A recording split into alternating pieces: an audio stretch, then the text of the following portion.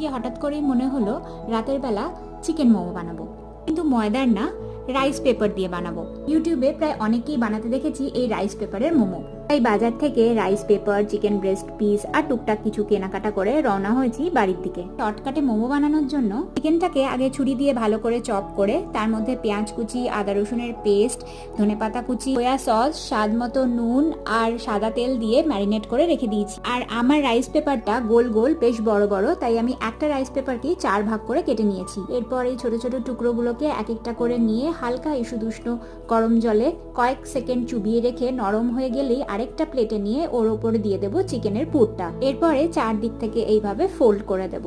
আর অনেকটা এরকম দেখতে হয়েছে। শেপগুলো যদিও আমি মোমোর মতন অতটা ভালোভাবে দিতে পারিনি, কিন্তু খেতে কিন্তু অসাধারণ হয়েছিল। এরপরে 15 মিনিট আমি এই মোমোগুলোকে স্টিম করে নিয়েছি। সাথে বানিয়ে নিয়েছিলাম চিকেন স্যুপ। শীতের রাতে গরম গরম মোমো দিয়ে স্যুপ কিন্তু জমে গেছিল।